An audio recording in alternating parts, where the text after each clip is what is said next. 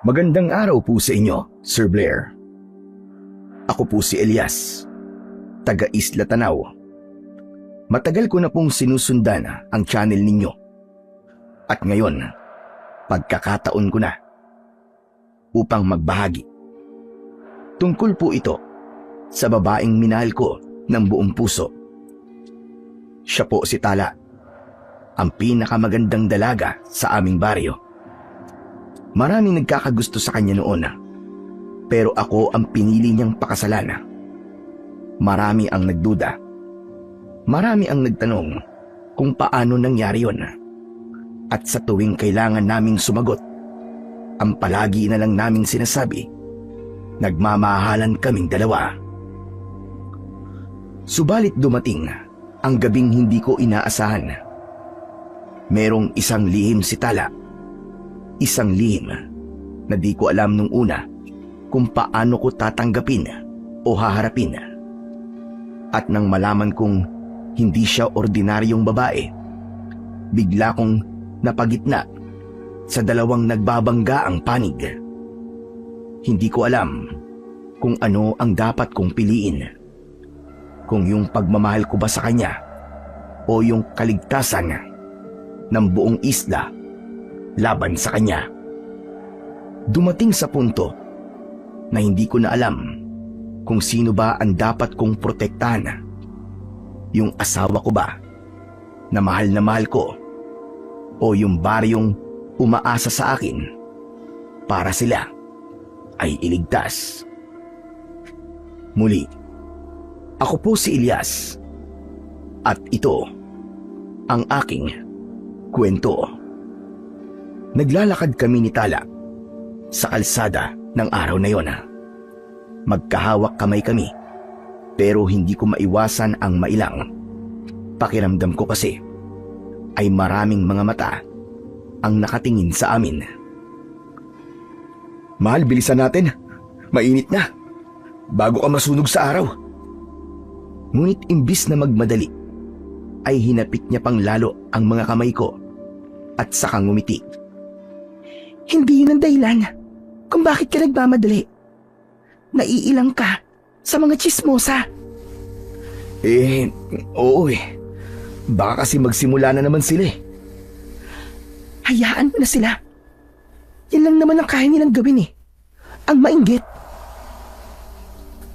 Nagtawanan kaming dalawa.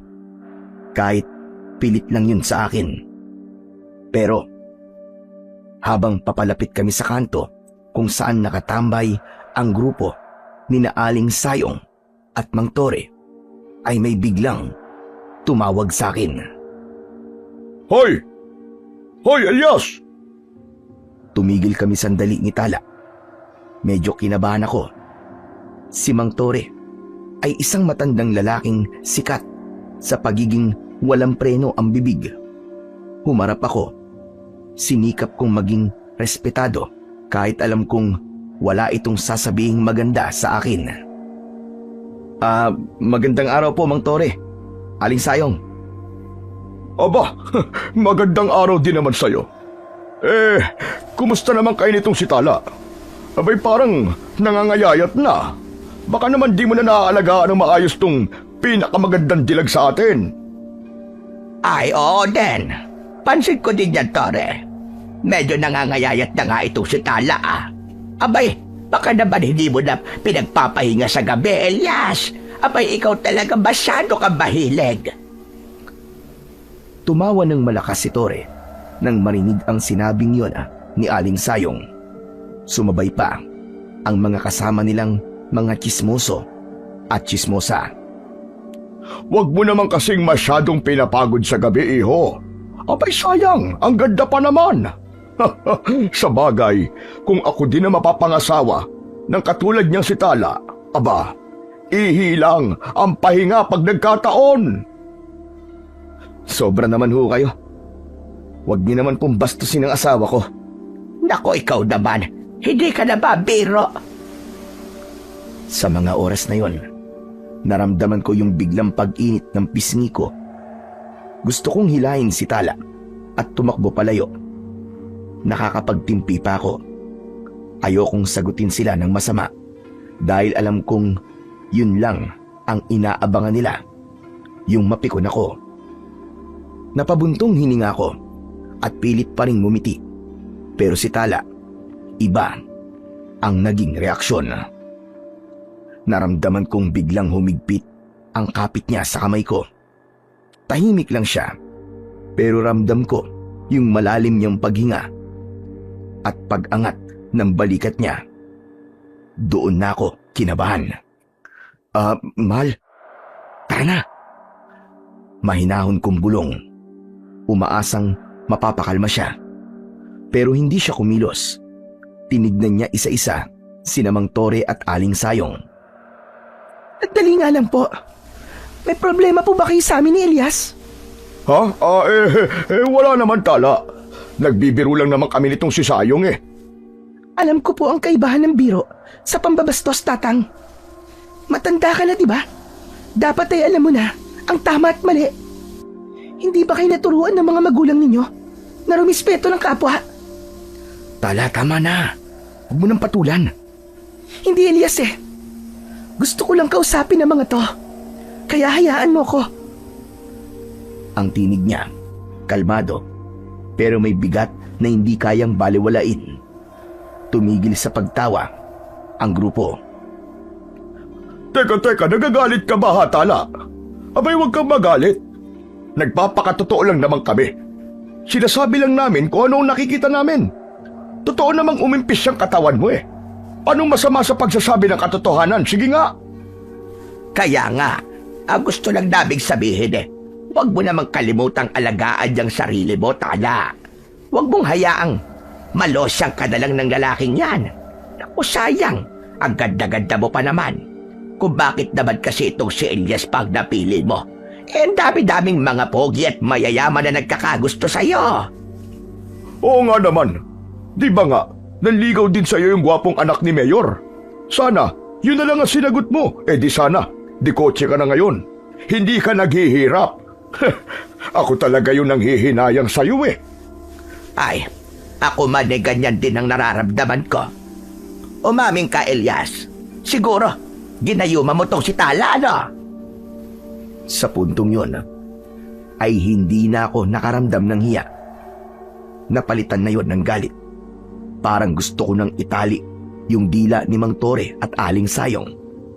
Pero si Tala, hindi siya nagalit. Yung ekspresyon niya, para siyang naaawa. Tinignan niya yung dalawa ng diretso sa mga mata.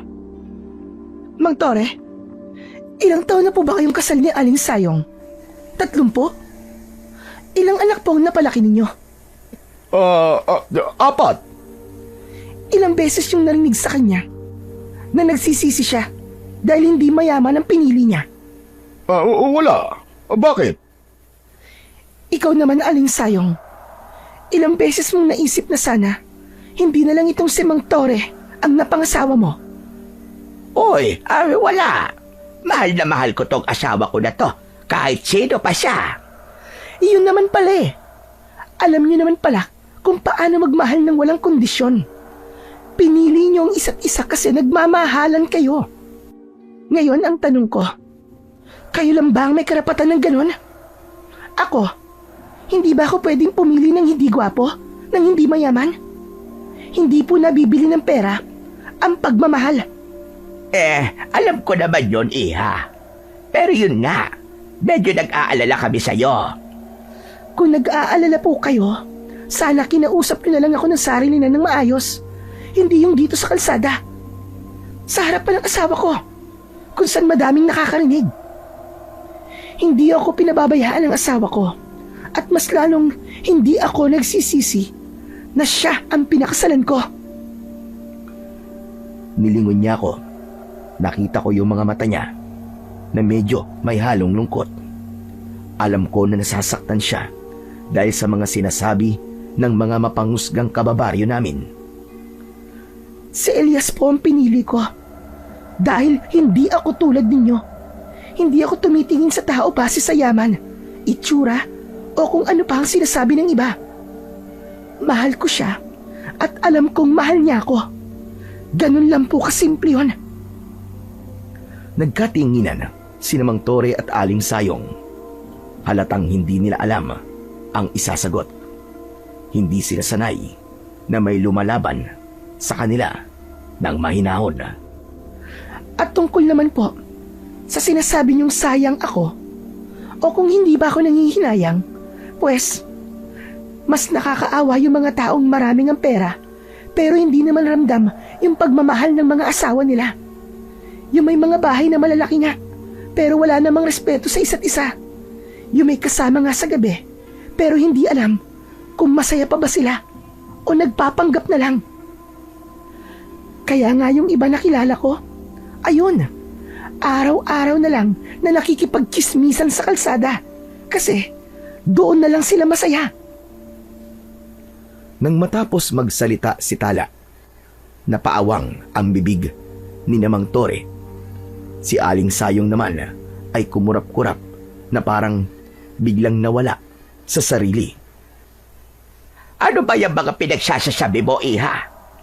Pinaparinggan mo ba kami mag-asawa? Aba, hindi po ah. Wala naman po akong sinabing pangalan ah. Pero kung napikon ka, ikaw ang tatanungin ko. Bakit kayo tinamaan? Napangiti ako ng lihim nang makita kong biglang namula ang muka ng dalawa. Humanga talaga ako sa galing ng sagot ni Tala. Hindi siya sumigaw, hindi siya nagalit, pero ang mga salita niya ay matalas. Hindi ko nagugustuhan ng tabas ng dila mo, Iha. Abi, wala naman kaming ginagawa sa inyo, ah. Nagsasabi lang naman kami ng opinyon namin. Opinyon? Hindi po yun opinyon, Mang Tore. Hinuhusgahan niyo po kami. Dumadaan lang po kami ng tahimik dito. Kayo yung unang nagsalita at ng istorbo. Ngayon sinagot ko kayo. Tapos mapipikon ka? Pero Tala, totoo naman yung mga sinasabi namin. May karapatan kaming magsabi ng totoo. Alam mo yan, si Elias, wala kang mapapala sa kanya. Isang hamak na bangkero lamang. Anong kinabukasan mo yan? Kung anak ni Mayor na lang sana at sinagot mo, edi sana may ipinagmamalaki na tong baryo natin. Umangat ang kilay ni Tala. Diretso niyang tinignan si Aling Sayong sa mga mata. Aling Sayong, ipapaalala ko lang po sa inyo ha. Buhay ko po ito. Ako po ang masusunod at hindi kayo. At saka excuse me, hindi ako trophy ng baryo para ipamigay nyo sa anak ng mayor ninyo. Kaya tumigil na po kayo. Kung gusto mo, Aling Sayong, yung dalaga mo ang ibugaw mo sa anak ng mayor para may pagmalaki ka naman. Anong sabi mo? Biglang napataas ang kilay ni Aling Sayong. Bagya din siyang napairap nang marinig ang sinabing yon ni Tala. Concern lang naman kami sa iyo. Kung ayaw mo, edi wag. Pero ito ang sasabihin ko. Walang mararating ang buhay mo sa lalaking yan. At kahit anong kayod yan, hindi nyo mararanasan ang yumaman. Yan ang tatandaan mo. Sino po kayo para sabihin yan? Si Elias po ginagawa niyang lahat. Masipag siya. Nagsisikap siya para sa aming dalawa. Totoo po yun, Aling Sayong. Kaya sana naman po huwag niyo naman po akong husgahan dahil lang sa itsura o estado ko sa buhay. Hindi po ako perpekto, pero mahal ko po si Tala. Gagawin ko po ang lahat para hindi niya pagsisihan na ako ang pinili niya. Ay nako, bahala na nga kayo dalawa. Tumalikod na si Mang Tore. Hinawakan naman ni Tala ang aking mga kamay. Sabay ngiti. Parang pilit akong pinapakalma. Ilang segundo, naramdaman kong bagya niyang hinila ang mga braso ko. Lalayo na sana kami, pero may pahabol pa pala si Mang Tore. Ay nako mga bata ngayon, akala mo kung sino? Pweh! Kaya nga, sobra na. Biglang lingon si Tala. Nakita ko na tumalim bigla ang tingin niya sa matandang lalaki. Yun ang unang pagkakataon na nakita ko siyang nagalit. Pero maya-maya ay huminga siya ng malalim at sandaling pumikit. Para bang pinakalma lang ang sarili bago sagutin ang matanda. Alam niyo po ba? Mas masarap po ang mabuhay pag hindi kayo nakikialam sa hindi niyo naman problema. Kapag ipinagpatuloy niyo po ang ganyan, kakarmahin talaga kayo. Hindi na sumagot ang dalawa. Basta na lang silang umalis. Nang makalayo, saka lang ako nakahinga. Grabe, nakakainis no? Kinakaawaan nila ako, pero hindi nila alam, sila ang mas nakakaawa. Paano mo nasabi, Tala? Kasi naniniwala sila na ang halaga ng babae ay nasa kapal ng pitaka ng lalaking makakasama niya. Diyos ko, kawawa ang magiging manugaw ng mag-asawang yon. Ay, tara na nga. Uwi na tayo. Sayang lang ang araw. Hindi na ako sumagot. Nagpasalamat ako sa Diyos na si Tala ang ibinigay niya sa akin. Naglakad na kami palayo. At habang naglalakad kami, panay ang tingin ko sa kanya. Mas lalo akong humanga, hindi lang dahil maganda ang asawa ko, kundi matapang din siya. Alam mo, mahal, ang swerte-swerte ko sa'yo. Hindi ah. Ako ang swerte sa'yo, mahal. Ha? Paano mo naman nasabi? Kasi may tiwala ako sa'yo na hindi mo ako sasaktan. Na matatanggap mo ko kahit sino pa ako. Ako pa talaga. O nga ang dapat na magpasalamat eh. Kasi ako ang pinili mong mahalin. Kahit na paulit-ulit pang sabihin ng iba na hindi ako nababagay sa'yo. Sabi lang nila yon. Basta ako alam ko sa sarili ko na ikaw ang para sa akin. Basta walang bibitaw ha. Sa kayang mag-asawang sayong at Tori na yon, darating din ang araw na mga yan. Pagsisisihan nila yung mga sinasabi nila tungkol sa atin. Naku, tama na nga yan. Mabuti pa umuwi na tayo, mahal. At lutuin na natin itong binili nating ulam. Nagugutom na ako eh. Sige, mabuti pa nga. Samantala, kinagabihan na. Pagkatapos naming kumain, ay inabutan ako ng isang basong tubig ni Tala. At nang mainom ko na yon, inayos niya na ang mesa. Tutulungan ko pa sana siya, pero bigla na lang akong inantok. May mga pagkakataon talaga na ganito, lalo na kapag kabilugan ng buwan. Parati na lang akong madaling antukin pagkatapos ng hapunan. Naging sunod-sunod ang aking paghikab. Mahal, gusto pa sana kitang tulungan kaya lang parang inaantok ako. Ano ka ba? Ayos lang ako dito. Kaunti lang naman tong hugasin eh. Sige na, mauna ka na sa kwarto at matulog ka na. Ako nang bahala sa mga to. Okay ka lang ba talaga, mahal? Oo nga, ayos lang. Sige na, matulog ka na. Susunod na ako. Sunod ka kagad ah. Tumalikod na ako at naglakad papunta sa kwarto. Pero bago ako tuluyang pumasok, huminto muna ako sandali at nilingon siya. Pinagmasdan ko ang asawa ko. Suot na naman niya ang paborito niyang duster, yung kulay pula na may maliliit na bulaklak. Yun ang kauna-unahang regalo ko sa kanya na binili ko nung bago pa kaming nagsasama. Kupas na ang kulay nito at kung titignan mong mabuti ay may maliliit na itong butas sa bandang tagiliran dahil sa kalumaan. Ilang beses ko na siyang inalok na bibilhan na ng bago at itapon na yon, pero ayaw niya. Mas presko raw kasi sa katawan at mas mahimbing ang tulog niya kapag yon ang kanyang suot. Matapos yon ay kampante na akong pumasok sa kwarto namin. Pagkahiga ko sa banig, mabigat na ang talukap ng mga mata ko. Pero pinipilit ko pa rin maging gising dahil hihintayin ko pa si Tala. Pero nahihirapan ako. Lalo pa at pati katawan ko ay parang bumibigat. Pero bago ako tuluyang pumikit, may narinig akong mahihinang ungol. Para siyang nasasaktan. Pamilyar ang ungol na yon, maski mahina. Bigla akong kinabahan. Sinubukan kong bumangon para puntahan sana siya. Pero hindi ko magawa.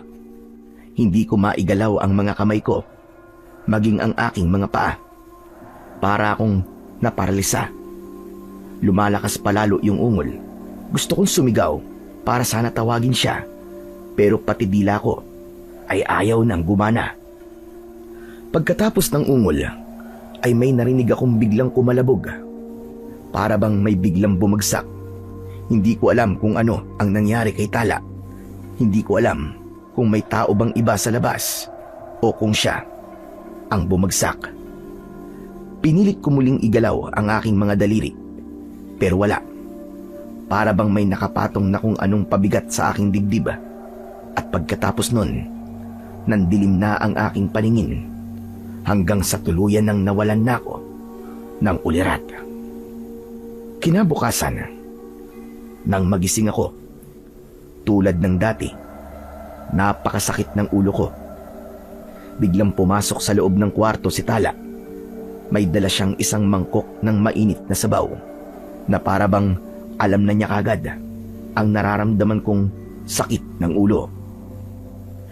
Ayan, mabutit gising ka na, mahal. O eto, ipinagdala kita ng sabaw para mainitan niya sikmura mo. Naku, salamat, mahal ah. Ang sweet talaga ng asawa ko. Tinanghali na naman pala ako ng gising. Wala na naman akong kita nito panigurado. Ay, nako. Kaunti na lang ang makukuha kong pasahero nito. Malapit na ang bayaran para sa kinuha kong hulugang bangka. Hindi pwedeng ganito palagi. Hayaan mo na. Ayos lang yan. Kung masama ang pakiramdam mo, magpahinga ka. Yang panghulog mo sa bangka, mababayaran din natin yan. Ilang biyahe mo lang yan makakaipon ka na niyang kagad ng pambayad. May 2 linggo pa naman para makapag-ipon, diba? Sige na, mahal. Inumin mo na ang sabaw para guminhawa ang pakiramdam mo. Hinuha ko ang mangkok at hinigop ang sabaw. Tulad ng dati, masarap yun. Yun ang tinatawag kong miracle soup. Kasi kapag pinapainom niya ito sa akin, para bang himala na nawawala yung sakit at gumagaan kagad ang pakiramdam ko. Makaraan ang ilang saglit. Habang hinihigop ko pa ang natitirang sabaw, may narinig akong nagkakagulo doon sa labas ng bahay namin. Mahal, ano nangyayari sa labas? Hindi ko alam eh. Teka, mahal, titignan ko. Ibinukas niya ang bintana ng kwarto namin at sumilip sa labas. Nakita namin na nagtatakbuhan ang mga tao na parabang nagmamadali. Parang may kinatatakutan. Itinigil ko ang paghigop ng sabaw. Nagtatakbuhan sila. Tara, alamin natin kung ano nangyayari. Ha? Lalabas tayo? Oo, tara na. Sundan natin sila. Tumayo ako at mabilis na naglakad palabas. Sumunod naman sa akin si Tala. Nasa likod ko siya. Sinundan namin yung agos ng mga tao. Dinala kami noon sa bahay ni na Aling Sayong at Mang Tore. At mula sa labas ay maririnig ang malalakas na iyakan mula sa loob ng bahay. Nagtanong kami sa mga taong naroroon at ang sabi, biktima daw ng aswang si Aling Sayong at pinatay ito ng aswang. Diyos ko! Aswang? Paano niyo nasabing aswang? May nagsabing matanda na silipin ko na lang daw kung ano ang nangyari. Nagkatinginan kami ni Tala at tumango siya. Dahan-dahan kaming naglakad papasok sa loob ng bahay nila. Maraming tao ang naroroon at sumingit na lang kami ni Tala para makita kung ano ba talaga ang nangyari sa loob. Dumiretso kami sa silid tulugan. Nang makita ko kung ano ang nangyari, nanigas ako. Nakahiga si Aling Sayong sa kanyang kama at ang katawan niya kakilakilabot tignan. Ang mukha niya ay namumutla at ang mga mata niya ay nakadilat na parabang takot na takot. Ngunit ang mas nakakatakot ay ang pinsala sa katawan niya. Ang dibdib niya, malapit sa puso, ay may butas na malaki at bilog. Ang butas ay parabang pinunit ng marahas. Ang leeg niya may malalim na bakas na parabang sinakmal ng matatalim na kuko. At ang isa sa braso niya ay halos maputol na puno ng marka ng mga kagat. Naawa ako kay Aling Sayong ng mga sandaling yon. Ang nangyari sa kanya ay hindi isang simpleng pagpatay. Ito ay brutal at walang awa. Tumalikod ako. Napatunayan kong hindi nga tao ang may gawa nito. Paglabas ko ng kwarto, ay napansin ko si Mang Tore na nakaupo sa isang sulok sa sala. Nakasandal siya sa dingding na parang bata. Tahimik siyang umiiyak. Nanginginig din ang kanyang balikat habang nakasubsob ang mukha niya sa mga palad niya.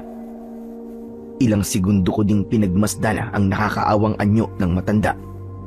Kahit pa nilait nila kami kahapon, hindi ko magawang magtanim ng galit sa ganitong sitwasyon. Ibang usapan na siyempre kapag may buhay na nawala. Nasasaktan din ako kahit hindi ko sila kaano-ano. Lalapitan ko sana siya para tapikin ang kanyang balikat, para ipaalam sa kanya na nakikiramay kami. Pero bigla niyang iniangat ang kanyang ulo. Nagkatitigan kami. Mapulang-mapula na ang kanyang mga mata at mugto na dahil sa kakaiyak. Sa isang iglap, nagbago ang timpla ng kanyang muka. Yung lungkot ay naging galit nang makilala ko. Ikaw! Anong ginagawa niyo dito? Mang Tore, nakikiramay po kami. Huwag ka lalapit. Huwag na huwag kayong lalapit sa akin! Umalingaw-ngaw sa loob ng bahay ang malakas na sigaw ni Mang Tore. Nagulat ako sa naging reaksyon niya. Nasa likuran ko si Tala. Nararamdaman kong humawak siya sa braso ko. Teka, huminaon po kayo, Mang Tore. Nandito lang naman po kami para po makiramay. Nakita ko po yung nangyari sa asawa niyo. Huminahon? Paano akong hihinahon, ha? Kung kayo nasa kalagayan ko, magiging ayos lang ba kayo? Magiging mahinahon ba kayo? Biglang bumaling yung tingin niya kay Tala na nasa likuran ko. Ang mga mata ni Mang Tore ay parabang kakain ng tao. Ikaw na babae ka. Ikaw ang may kasalanan nito. Masaya ka na ba? Masaya ka na ba na patay na ang asawa ko? Naramdaman kong napaatras si Tala. Agad akong humarang sa harap niya, lalo na nang makita kong biglang tumayo ang matandang lalaki. Teka po, sobra naman po kayo. Naiintindihan ko po ang pinagdadaanan nyo.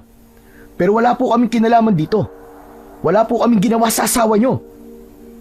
Walang ginawa. Isinumpa ng babaeng nga ng asawa ko kahapon. Ang sabi niya kakarmahin kami. Hindi ako bingi. Sinabi niya yung kahapon. Nagbanta ang babaeng yan. Agad na nagbulungan ang mga tao sa paligid namin. Yung iba, napatingin sa amin ng may panghusga. Mang Tore, sinabi ko lang naman yun dahil sa pangiinsulto niyo sa asawa ko. Pero hindi ko naman ginusto na mamatay si Aling Sayong. Hindi ako mamamatay tao. Sinungaling ka. Baka nga ikaw pa yung aswang eh. Bawiin niyo po ang sinabi niyo, Mang Tore. Hindi po aswang ang asawa ko. At hindi po kami masasamang tao. Hindi. Umalis na kayo.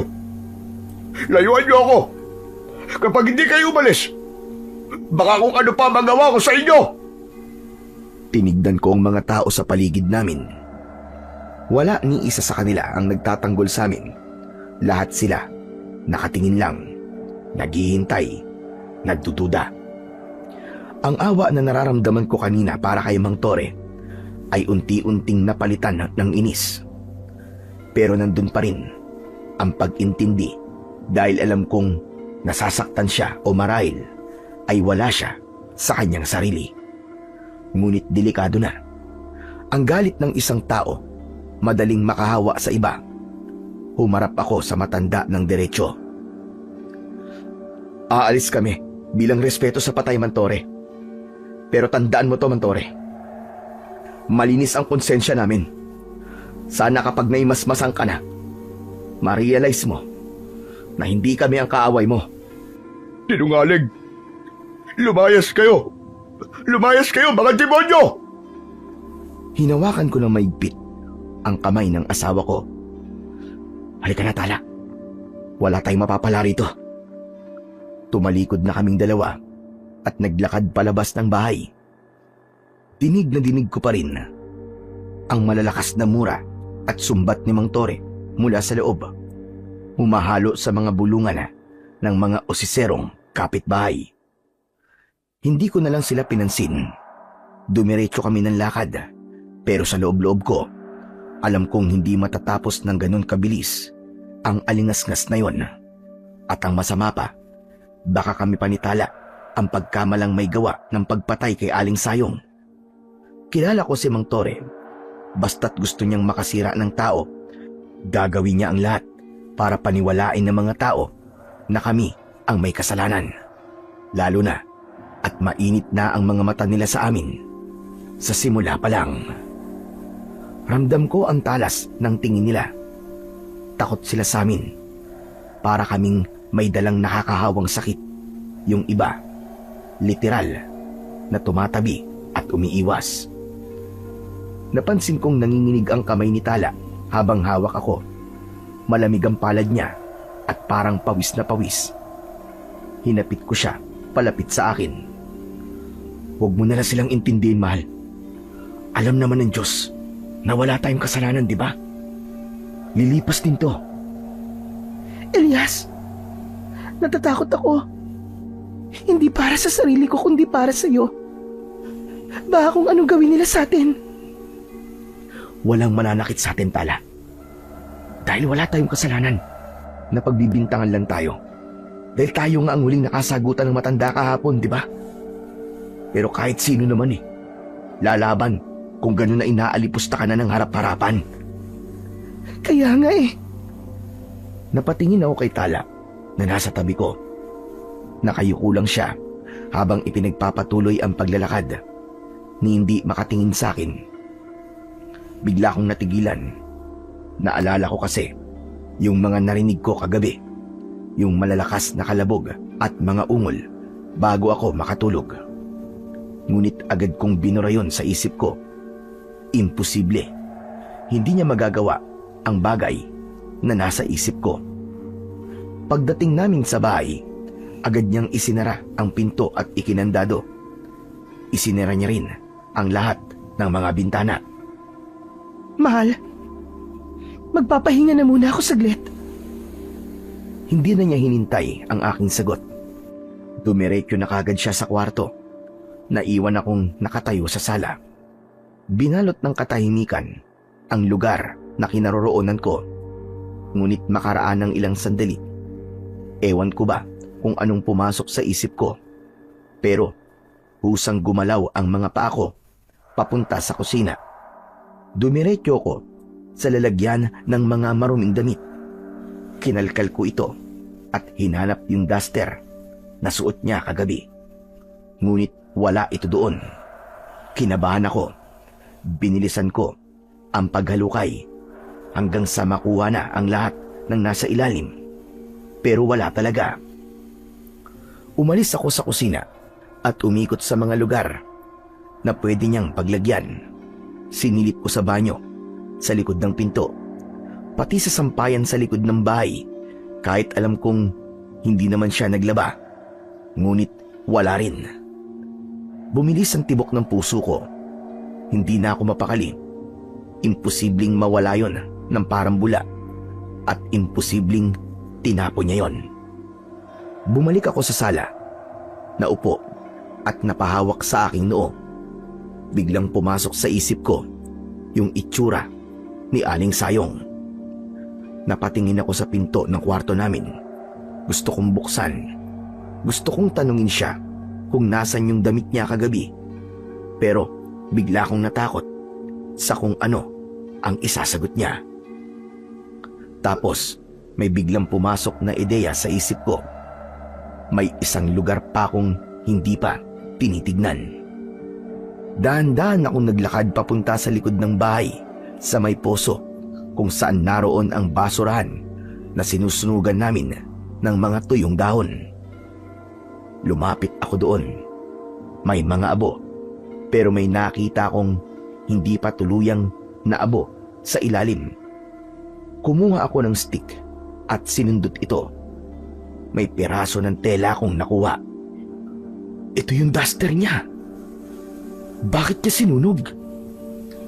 Inilapit ko sa mukha ko yung tela para masipat ng mabuti.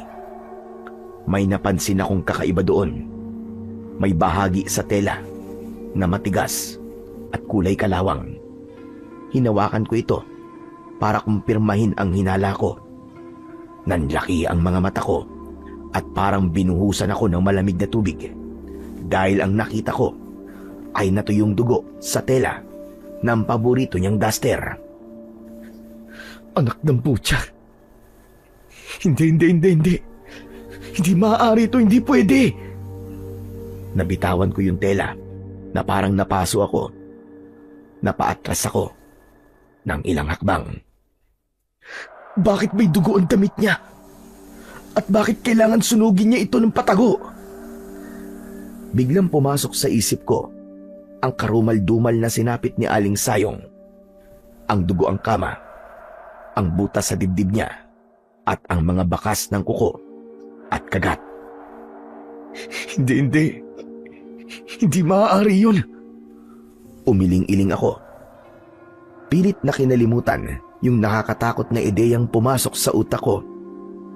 Asawa ko si Tala. Mabait siya. Matapang lang siya. Pero hindi siya masamang tao. Hindi niya kayang pumatay. Naglakad na ako at lumayo sa basurahan. Nilinis ko ang kamay ko sa nadaanang kumposo sa likod. At pagkatapos nun ay pumasok na ako uli sa loob ng aming bahay. Sa sala ako muling dumiretso dahil natatakot akong humarap kay Tala. Doon na lang ulit ako sa may upuan. Hindi ko alam kung gaano ako katagal na parang tulala. Pero di nagtagal, bigla akong inantok. Pumikit ako at di ko namalayan. Nakatulog na pala ako. Ilang sandali lang ay biglang may nanggising sa akin. Isang mahinang tapik sa balikat. Pagdilat ko, madilim na ang paligid, ngunit may konting liwanag lang na nagmumula sa may bintana. Nakatayo sa tabi ko si Tala at nakangiti siya. Mahal, bakit dito ka natulog? Ha? Ano kasi? Kanina tulog ka na sa kwarto, kaya hindi na ako tumabi at baka maistorbo pa kita. Ang babaw naman ang dahilan mo. Hindi naman ako magagalit, no, kahit may istorbo mo ko eh. Eh ano naman, kung magising ako, di ba? Oo na. Sorry na hindi na mauulit. Pero teka, ganun ba katagal yung tulog natin? Abay inabot na ng gabi ah. Hindi pa tayo nag-aagahan ah. Hindi na siya sumagot, bagkos ay ngumiti siya. Tinitigan ko ang ngiting yon. Maaliwalas, maganda, at nakakahawa. Pero habang tinititigan ko, napansin kong unti-unti itong nagbago. Ang ngiti niya ay parang naging ngisi. Tapos yung balat niya ay nangitim at naging balbon. Ang mga kuko niya ay humaba at naging matulis. Alam mo na ang sikreto ko, Elias. Kaya't dapat ka nang mamatay. Ang dating maganda at maamong mukha niya ay tuluyang nag-iba ng anyo at naging isang nakakatakot na aswang. May malalaking ngipin at naglalaway. Ngunit bago pa mangyari ang kinakatakot ko, bigla na lamang akong nagising. Panaginip lang pala ang nangyari. Medyo nasilaw ako sa liwanag nang makita ko ang nakabukas na bintana sa sala. Tapos ay nakita ko si Tala na nasa tabi ko. Nakakunot ang noo niya. Mahal, ano ba nangyayari sa'yo? Bakit bigla kang sumigaw? Nanaginip ako ng masama.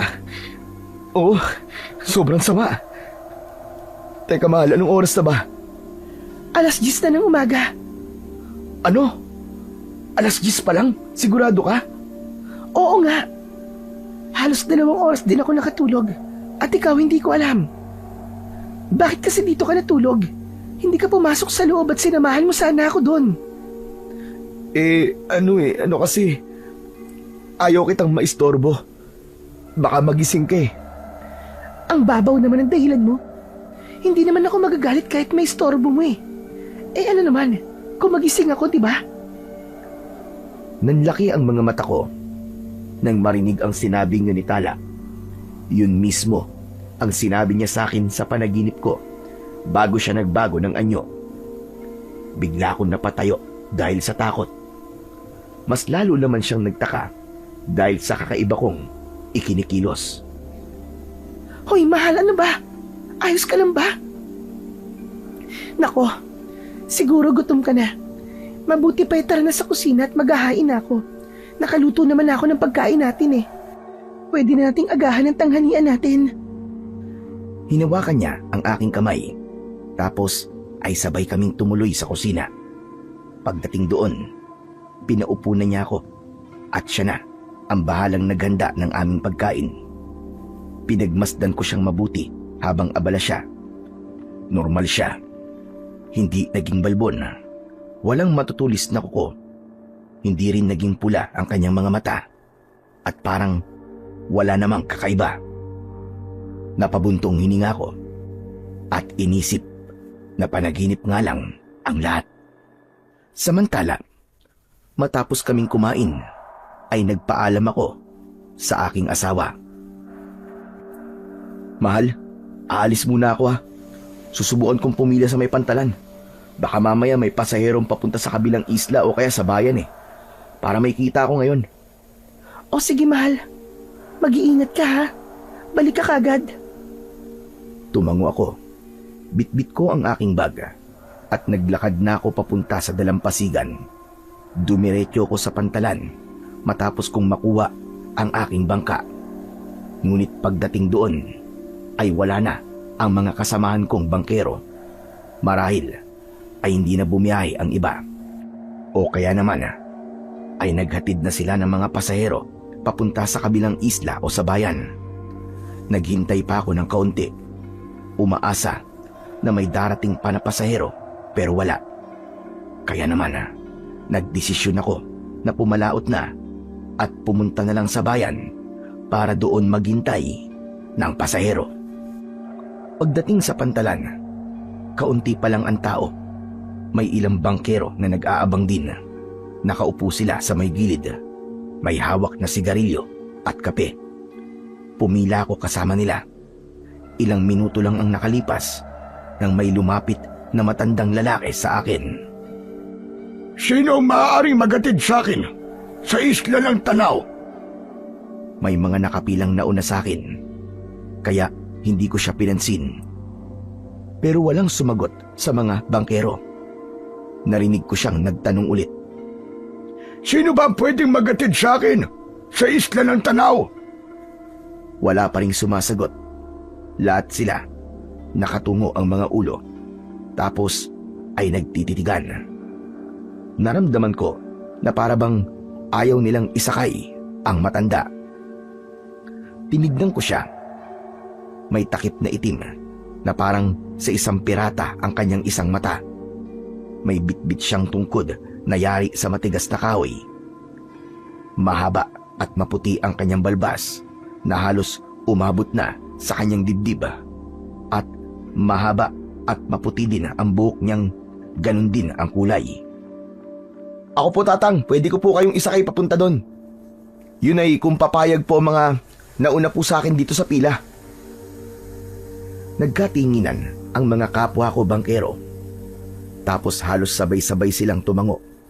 Pumayag sila kagad na ako na ang magsakay sa matandang pasahero. Nang mapagkasunduan na namin ang bayad, ay sumakay na siya sa aking bangka. Maingat kong pinaandar ang motor at sinimulan naming tahakin ang papunta sa baryo namin. Habang naglalayag kami, Nagsimulang magkwento ang matanda. Ngayon lang ako mapapadpad sa baryo ng Tanaw. May kamag-anak kasi ako may sakit. Nanghingi sila ng tulong sa akin para magamot siya. Ganun ho ba? Sana po gumaling po agad yung kamag-anak nyo, Tatang. Salamat. Pero bukod doon, tamang-tama rin ang biyaheng ito dahil kailangan kong padalisayin ang ilan sa aking mga agimat. Mas gusto ko kasi ang mga isla dahil tahimik. Agimat? Bakit po kayo may mga agimat? Aba natural. Isa akong albularyo. Marami akong hawak na agimat sa panggagamot. Pero hindi lang yon. May mga gamit din akong pangontra at panugis ng masasamang nilalang. Ganun po ba? Oo, iyo. Abay, sikat na sikat ako sa lugar namin, baka hindi mo alam. Madami na akong natulungang mga tao na tinatanggihan na sa ospital. Napapagaling ko sila. At saka alam mo ba, meron din akong mga napapagaling na mga kinulam. At ang pinakamatindi sa lahat, madami na akong napatay na mga aswang. Bigla kong kinilabutan sa sinabi niya. Pinagmasdan ko ang mga suot niyang kwintas. Iba-iba yon. May mga medalyon, may mga parang buto, o kaya naman ay mga butil ng kung ano-anong halaman. Humigpit ang hawak ko sa timon. Samantala, nagpatuloy siya sa pagkikwento ng kung ano-ano. Pero ako, nakikinig na lang. Hanggang sa nakita na namin yung dalampasigan pagkalipas ng halos 2 oras. Ang matanda na kanina pa daldal ng daldal ay biglang nanahimik. Parang nagmamasid siya sa paligid. Ilang sandali pa, muli siyang nagsalita at ang kanyang boses ay mas seryoso na. Nakakatakot pala ang baryo nyo. Ho? Bakit naman po, Tatang? Balot na balot ng itim na aura. Nakakaramdam ako ng masasamang elemento sa paligid. Mag-ingat ka sa paghawak ng iyong bangka at may pakiramdam akong pipigilan nila ang aking pagdating. Hindi pa man nagtatagal nang sabihin niya yon, ay bigla na lamang dumating ang sunod-sunod na malalaking alon. Hindi ito normal, lalo na at tahimik naman ang dagat kanina. Agad kong sinubukang kontrolin yung timon o handle ng bangka ko. Ngunit sadyang napakalakas ng mga hampas ng alon. Nahirapan akong kontrolin ang bangka. Masyado itong malikot. Tapos ay inaabot na ng tubig. Lumingon ako sa matanda. Nakita ko siyang tumayo at pumikit. Tapos ay umusal siya nang hindi maintindiang salita. Para siyang nag-orasyon. Pagkatapos nito, itinaas niya ang kanyang tungkod na kahoy. Nagdasal pa siya. At nang matapos, bigla niyang inihampas sa tubig ang tungkod at para bang himala na biglang kumalma ang dagat. Bumilib ako sa matanda. Agad akong nagpasalamat sa kanya dahil iniligtas niya ako at ang aking bangka sa banta ng mga alon na yon. Dahil paniguradong ilulubog talaga kami nang naglalaki ang mga alon. Ngunit hindi niya ako pinansin na natili siyang nakatingin sa isla ng Tanaw. May malakas na puwersa ng kasamaan ang naninirahan sa baryo ninyo. May naghahasik ng lagim. Kung sino man sila, gumagamit sila ng itim na kapangyarihan para makapanakit sa mga taga-baryo. Nakakakilabot. Sa pagkakataong yon, bigla kong kinabahan. Hindi dahil sa takot ko sa sinabi niya, kundi dahil natakot ako para kay Tala. Kung tama ang hinala ko, magiging delikado ang buhay niya sa matandang ito. Hindi po ba kayo natatakot sa sinasabi niyo? Kung ganyan po pala ang pakiramdam niyo, pwede naman po kayong di na lang tumuloy. Pwede ko po kayong iatid pabalik sa pinanggalingan niyo. Napatingin siya sa akin. Ilang segundo siyang tahimik. Tapos bigla siyang humagalpak ng tawa. Iho, Wala akong kinatatakutan na nilalang. Marami na akong nakakaharap na mga aswang, mambabarang o mangkukulam. Minsan nga maski demonyo, kinakalaban ko eh. At natatalo ko sila. Hindi ako basta-basta umaatras. Sila ang dapat na matakot sa akin. Pero tatang, Huwag kang mag-alala. Kaya kong harapin ang kahit na sino. Lilinisin ko ang baryo ninyo. Palalayasin natin ang masasamang elemento na namimiste sa baryo nyo. salamat po kung ganun. Pero sigurado po ba kayo sa sinasabi niyo, tatang? Kapag po kasi nalaman niya ng mga taga-baryo, baka po matakot sila eh. Matagal na pong tahimik ang baryo namin. Hindi ko nga po alam na may mga ganyang bagay pala dito. Sa katatang parang imposible naman po yun. Hindi ka naniniwala sa akin. Eh hindi naman po sa ganun. Kaya alam po. Kaya lang ay ano? Nako, hindi na natin pwedeng patagalin ito. Kailangan na nating makadaong. Napakalakas ng aura ng nilalang na nararamdaman ko sa isla ninyo. At mas lalo pa itong lumalakas habang papalapit tayo sa Pampang. Pero sino po? Sino po bang tinutukoy ninyo? Nagpakawala siya ng isang malalim na buntong hininga. Alam mo, mahirap matukoy kung sino sila. Madalas kasi magaling silang magbalat kayo. At minsan, ang kasamaan ay nasa tabi mo lang. Biglang nagsalubong ang kilay ko. Hindi ko nagustuhan ang huling sinabi niya. Para bang may pinapahiwatig siya, lalo na nang tignan niya ako ng matalim gamit ang walang piring niyang mga mata.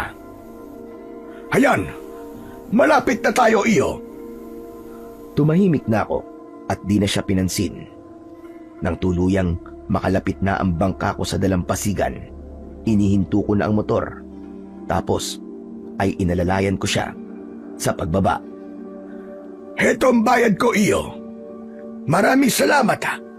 Ay, teka. Ano nga bang pangalan mo? Ako po si Elias. Elias. Aba, napakagandang pangalan. Siya nga pala. Ako naman si Tasyo. Pwede mo kong tawaging Tandang Tasyo o kaya naman Lolo Tasyo. Kung ano ang gusto mo. Sige po, Lolo Tasyo. Mag-iingat po kayo. Ikaw ang mag-iingat, Elias. Sa huling pagkakataon, tinitigan niya ako at pagkatapos ay humakbang siya palayo. Gamit ang kanyang tungkod, tinignan ko siyang naglakad patungo sa pinakaloob ng baryo hanggang sa mawala na siya sa paningin ko. Nang wala na ang matanda, bumaba na rin ako sa aking bangka at itinali ito. At nang matapos, ay naglakad na ako pauwi ng bahay. Samantala, ay may nakasalubong naman akong isang kababaryo na nagtitinda ng huli niyang isda. Bumili ako doon ng isang supot at nagpatuloy na ako sa paglalakad. Pagdating ko sa bahay, nakita kong bukas ang pinto. Dahan-dahan ako doon pumasok. Tahimik sa sala, pero may mga kaluskos akong naririnig sa kusina. Sumilip ako. Nakita ko si Tala. Nakatalikod siya, abala sa kanyang ginagawa. Napansin kong parang may kakaiba sa kilos niya. Medyo umiiling-iling ang ulo niya habang nakayuko. Pagkatapos, nakarinig ako ng isang napakahinang pagnasab. Kinabahan ako, pero nilakasan ko ang aking loob at tinawag ko siya. Mahal? Hindi kagad siya sumagot. Nagulat siya, ngunit hindi rin agad na lumingon. Huminto siya sa kanyang ginagawa na para bang nanigas. Tala, mahal. Ano bang ginagawa mo? Doon palang dahan-dahang lumingon si Tala. Medyo kinakabahan ako, pero nang makita ko ang kanyang muka, parang normal naman. Mukha naman siyang maayos. Nakangiti pa nga siya sa akin. Nang bitiwan niya ang hawak niyang kutsilyo, doon ko lang nakita na naghihiwa pala siya ng karne. Naku, mabuti naman at dumating ka ng maaga. Ano, kumusta ang biyahe mo, mahal? May naging pasahero ka ba? Ayos naman. Kaso, isa lang ang nasakay ko eh. Hindi na ako bumalik sa bayan. Baka wala din naman akong maisakay pabalik. Sayang lang ang gasolina. Pero ito, may nagbigay sa akin ng isda. Ano ba yung lulutuin mo? Iaadobo ko sana tong karne ng baboy. Pang ulam natin mamayang gabi. Ayos yan ah. Pero parang gusto ko munang mag-ulam ng isdang tinola ngayon. Okay lang ba? Walang problema. Total adobo naman to. Tsaka kung hindi naman mapapanis, mas lalo pa nga itong sasarap kinabukasan eh. Pagkatapos niyang sabihin yon, ay kinuha niya yung bitbit kong isda na nakasupot. O sige, mahal, ako ng bahala dito. Maligo ka muna para mawala ang pagod mo. Pumunta si Tala sa lababo para hugasan ng isda. Samantala, inilapag ko ang aking bag at umupo sa upuan. Pinanood ko siya habang abala sa paghahanda. Normal naman siya at walang kakaibang ikinikilos. Bigla tuloy akong napaisip kung guni-guni ko lang ba ang lahat ng mga nakikita at naririnig ko. Nang matapos niyang maisalang sa apoy ang ulam, umupo ito sa tabi ko. Alam mo, mahal, kanina usap-usapan dun sa may tindahan na nakaayos na yung lamay ni Aling Sayong. Pupunta ba tayo? Ibabalik ko ang tanong sa'yo. May dahilan ba tayo para pumunta? Ewan. Pero parang ayoko. Kasi nakita mo naman, diba, kung paano tayo paratangan ni Mang Tore. Natatakot ako, mahal. Kung pupunta tayo, baka lalong lumala ang sitwasyon. Baka kung ano ang gawin nila sa atin. Bakit ka naman matatakot? Wala naman tayong kasalanan, di ba? Dapat lang na pumunta tayo para ipakita sa kanila na malinis ang konsensya natin. Nakukuha ko naman ng punto mo, mahal. Ang kaso, ayoko talaga eh. Hindi na muna. Saka na siguro pag medyo humupa na yung takot ng mga tao. Pero bakit naman nila tayo kakatakutan? Talaga bang iniisip nila na tayo ang pumatay kay Aling Sayong? Ano bang akala nila sa atin? Mga aswang? Ikaw ba, mahal? Aswang ka ba? Ha? Hindi ah. Hindi ako aswang. Tumango ako. Masaya ako sa narinig ko. Masarap sa pakiramdam na narinig ko mismo sa kanya na hindi siya aswang. Ngunit may isang bahagi sa utak ko na parang hindi ako kumbinsido. Iyon naman pala eh, hindi ka aswang. Pero kung ayaw mo talaga, mahal, ako na lang muna ang magpapakita sa lamay. O sige, mahal, ikaw ang bahala. Pero mag-iingat ka, ha? Tumango ako at tapos ay ipinagpatuloy niya na ang kanyang pagluluto. Makalipas ang ilang sandali, natapos na din ang lahat ng kanyang mga gawain. Tahimik niyang iniayos ang lamesa. Tulad ng dati, hindi niya ako pinakilos. Siya ang nagsilbi sa akin. Naglagay ulit siya ng isang basong tubig sa tabi ko bago kami kumain. Samantala, habang kumakain kami, napapansin kong panay ang tingin niya sa akin. Parang kinakabahan siya at parang may mali. Nauna siyang natapos, tumayo siya para iligpit ang kanyang pinagkainan. Sinamantala ko naman ng pagkakataong yon.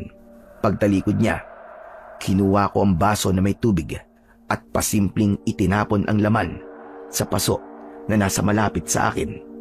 Pagkatapos, ibinaba ko na uli ang baso na parang walang nangyari. Pagbalik niya sa upuan, napansin kong pasimple niyang tinignan ang baso. Kaya nang tumingin siya sa akin, agad akong nagkunwari na inaantok. Naghikab ako. Mahal, inaantok ka na ba? Medyo, mahal. Ewan ko ba kung bakit ganun. Sa tuwing natatapos akong kumain inaantok na lang ako palagi. Ang mabuti pa, magpahinga ka na. Naku, hindi pwede, mahal eh. Hindi ako pwedeng antukin ngayon. Pupunta pa ako sa lamay eh. Wag ka nang pumunta, mahal. Kung gusto mo, bukas na lang, dalawa tayo. Siguro nga bukas na lang. Mukhang parang kusang bumibigat ang mga mata ko. Mauuna na ako sa kwarto ha. Aantayin kita doon ha, mahal. Sige, mahal. Tatapusin ko lang ang mga gawain dito sa kusina. Tumayo ako at dahan-dahang naglakad papunta sa kwarto. Pagpasok ko, isinarado ko ang pinto. Humiga ako sa kama at nakiramdam. Ilang minuto ang lumipas habang nakahiga ako at nag-iisip. May narinig akong mga yabag sa labas. Tumigil ang yabag sa tapat ng pintuan. Mabilis akong pumikit at nagpanggap na tulog. Dahan-dahang bumukas ang pinto. Alam kong si Tala yung pumasok. Maya-maya pa ay hinaplos niya ang aking buhok. Ikaw naman kasi ang kulit-kulit mo. Hindi ka nga kasi pwedeng pumunta sa lamay. Galit na galit pa si Mantore. Ang sabi ng mga chismosa sa may tindahan, papatayin daw niya tayo. Tumigil siya sandali. Hindi pa rin siya umaalis. Ramdam ko pa rin yung kamay niya sa ulo ko. Mahal, pasensya ka na kung nadadamay ka sa mga ito, ha? Hindi ko gustong painumin ka ng painumin ng pampatulog. Pero ito lang ang dapat kong gawin para hindi mo ako kamuhian. Napalunok ako nang marinig yun. Totoo nga ang mga hinala ko. Pinapainom niya ako ng mga gamot na pampatulog, kaya palagi akong inaantok kagad pagkatapos kumain. Imumulat ko na sana ang mga mata ko, pero hindi pa pala siya tapos. Hindi ko naman ginusto to eh. Kung pwede nga lang na ipaalis ng sumpang to sa akin, matagal ko na sanang pinatanggal. Pero, hindi pwede. Tumahimik siya sandali. Alam kong aalis na siya nang marinig ko ang papalayo na niyang mga yabag. Tapos ay maingat niyang isinara ang pinto. Nang tuluyang wala na ang tunog, saka lang ako dumilat. Dahan-dahan akong bumangon at naupo sa kama. Sa gabing yon, alam kong hindi na ako pwedeng magbulag-bulagan pa. Kumbinsido na akong may ginagawang hindi maganda ang asawa ko. Kailangan kong mag-ingat, hindi lang kay Mang Tore, kundi pati sa taong pinakamalapit sa akin, ang asawa ko. Aalamin ko lahat ng ginagawa mo, mahal. At sana kung ano man ang tinatago mo, wala yung kinalaman sa pagkamatay ni Aling Sayong. Ilang sandali pa ang lumipas. May umalingasaw na napakabahong amoy sa loob ng bahay. Tapos ay nakarinig ako ng maihinang ungol. Kaparehas na kaparehas sa narinig ko nung isang gabi. Dahan-dahan ako naglakad papunta sa may pintuan. Ngunit kasabay ng pagbukas ko nun, narinig kong lumangit-ngit ang pinto sa may kusina. Mabilis akong lumabas at sa labas may mga nakita akong bakas ng paa. Hindi pangkaraniwan ang hugis, parang masyadong malaki at malalim. Sinundan ko yon hanggang sa may likod ng bahay, doon sa bahaging bihira naming puntahan. Doon ko nakita, nakalapag yung kaninang suot na damit ng asawa ko. Nanlamig ang buo kong katawan. Sa sandaling yon ay para bang bigla kong naduwag para sa katotohanang maaari kong matuklasan. Hindi pa man buo ang sagot, pero malinaw na malinaw ang direksyon ng mga hinala ko. Nabuo sa isip ko ang isang nakakatakot na posibilidad na ang babaeng mahal ko ay may ibang anyo na hindi ko pa lubos nakikilala. Maya-maya pa ay nakarinig ako ng kaluskos sa di kalayuan. Agad akong nagtago sa likod ng isang puno at doon ko nakita si Tala. Sa tulong ng sinag ng buwan, nakita ko ang malaking pagbabago sa katawan niya. Bagyang nakayuko ang katawan niya, maputla ang balat niya at may mga malalaking ugat na parabang gumagapang sa katawan niya. Mahahaba rin ang kanyang mga kuko na parabang patalim. Pagkatapos ay biglang gumalaw ang kanyang likod. Sa isang iglap, bumuka roon ang malalaking pakpak. Dahan-dahan itong pumagaspas. Tala! Mahal ko! Napabulong ako sa pangalan niya. Mula sa kinatatayuan ko, Malinaw ko siyang nakikita. Isa siyang aswang. Wala nang alinlangan pa doon. Ang katotohanang kinatatakutan ko ay nasa harap ko na. Sinasabi ko na nga ba? Tamang hinala ko. May aswang sa baryong ito. Napalingon ako nang biglang may lumitaw mula sa dilim. Si Tandang Tasyo, ang matandang pasahero ko kahapon. Bitbit niya ang kanyang tungkod sa kaliwang kamay at isang itak naman sa kanan. Naamoy na kita kahapon pa lang. Akala mo makakapagtago ka sa akin? Bigla siyang sumugod at iwinasiwas ang itak. Mabilis namang nakaiwas si Tala, pero nahagip pa rin siya sa hita. Akala mo makakaiwas ka? Hindi mo ako matatakasan. Katapusan mo na ngayong gabi, aswang ka. At kahit kailan, hindi pa ako nagmimintis sa pagpatay sa mga katulad mong demonyo. Sumubok tumayo si Tala. Pilit niyang ibinuka ang mga pakpak niya, pero tila may pumipigil sa kanya. Kita kong nanginginig ang kanyang katawan. Sa pamamagitan ng aking suot na agimat at sa inkantasyong aking babanggitin, hindi ka na makakaalis dyan sa kinatatayuan mo. Kaya humanda ka na sa iyong kamatayan. Napatingin ulit ako kay Tala. Nakita ko, hindi na nga siya makagalaw. Doon na ako kumilos. Naghanap ako ng kahit na anong pwedeng gamitin. Nakakita ko ng isang makapal na sanga ng kahoy sa ibaba at pinulot ko yun. Saktong sumugod si Tandang Tasyo para saksakin na ang asawa ko. Tumakbo na din ako papalapit. Pinalo ko siya sa ulo. Nabitiwan niya ang itak at bumagsak siya sa lupa. Napaatras ako. Hingal na hingal. Nanginig ang mga kamay ko. Nakita kong napatingin sa akin si Tala at gulat na gulat siya. Kung di mo pa kayang bumalik sa anyong tao mo, tumakas ka na. Sige na, ngayon na! Elias! Paano? Bukas na tayo mag-usap. Buhay mo ang kapalit kapag nagtagal ka pa. Umalis ka na! Ako nang bahala rito! Saglit siyang nag-alinlangan. Pagkatapos ay tumango. Ibinuka niya ang mga pakpak niya at pilit na lumipad. Pinanood ko siyang nawala sa dilim. Nang bumalik ang tingin ko kay Tandang Tasyo, nakita kong bagya na siyang gumagalaw. Agad akong kumilos. Umalis na ako at mabilis na pumasok sa loob ng bahay. Ilang minuto ang lumipas, bigla kong narinig ang malalakas na sigaw ni Tandang Tasyo sa labas. Lantik kang demonyo ka! Lumabas ka dyan, walang hiya ka! Huwag mo akong pagtaguan! Aswang na walang kaluluwa! Kinabahan ako, hindi para sa sarili ko, kundi para sa asawa kong si Tala. Maya-maya pa ay may narinig akong isang malakas na kalabog.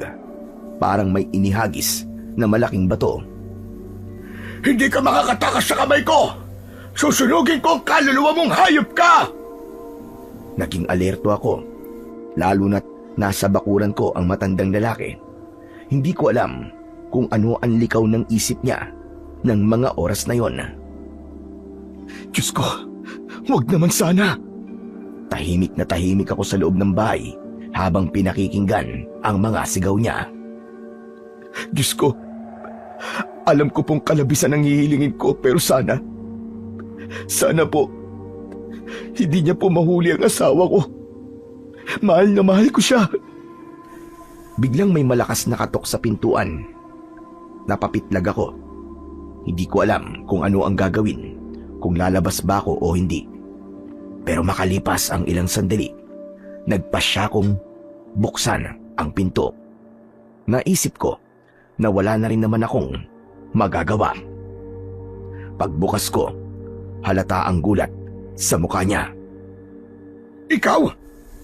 Oh, Lolo Tasyo, ano pong ginagawa niyo dito? Gabi na po ah. Tinignan niya ako mula ulo hanggang paa. Para bang tinatansya niya ako. Nagikab ako kunwari. sabay kamot sa batok. Pasensya na po, Lolo Tasyo, kakagising ko lang eh. May hinahanap po ba kayo rito? Hindi pa rin kagad siya nagsalita. Saglit siyang sumilip sa loob ng bahay bago muling humarap sa akin. Kumunot ang noo niya. May nakita ka ba o narinig? Nakakaiba ngayong gabi? Wala naman po. Kagigising ko lang po eh. Bakit po ba? May nangyayari po ba? Meron! May nakita kong aswang dito sa bakuran mo kanina. Ho? Aswang po? Sigurado po ba kayo? Oo! At nakalaban ko siya. At muntik na siya nang mapatay. Ang kaso lang Napahawak siya sa kanyang ulo. Kaso, may pumalo sa ulo ko. Mukhang may iba pang kasama yung aswang na yon. Naku totoo po pala yung kwento na mayroon nga pong gumagalang aswang dito. Tama ka. Kaya huwag ka na muna lumabas. Isara mo tong pintuan mo. Delikado sa labas ngayon. Opo, Lolo. Gagawin ko po. Nagtagal pa siya ng ilang segundo sa tapat ng pinto, saka dahan-dahang tumalikod at naglakad palayo. Isinara ko ang pinto ng marahan, saka napasandal sa kahoy. Nanalangin na sana ay wag mapahamak ang asawa ko sa kamay ng manunugis na yon. Bumalik ako sa higaan.